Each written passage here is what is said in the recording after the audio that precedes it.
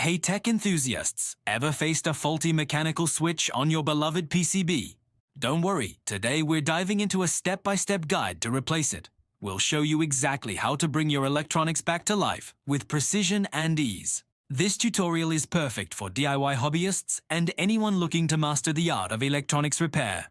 First up, preparation is key. We'll begin by getting our soldering iron ready for action. Carefully, the soldering iron tip touches a pin of the faulty switch, melting the solder. Observe the molten solder bead forming, indicating the pin is ready for desoldering. Now, let's remove that old solder. A desoldering pump is your best friend here.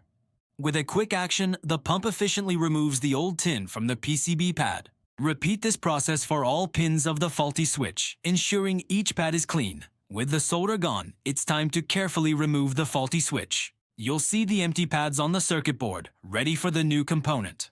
Now for the exciting part, introducing our brand new vibrant blue mechanical switch. Align the new switch carefully with the empty pads on the PCB. Once aligned, gently click it into place, ensuring it's seated firmly.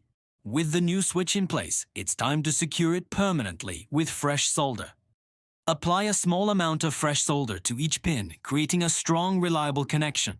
Observe the formation of clean, shiny solder joints. This indicates a good connection. Repeat this for all pins, ensuring each one is securely soldered.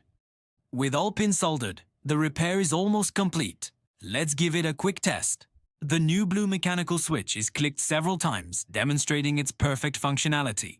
And there you have it, a successful mechanical switch replacement. You've just learned how to confidently repair your electronic devices. Don't forget to like this video, subscribe for more tech tutorials, and share your repair stories in the comments below. Thanks for watching, and happy tinkering!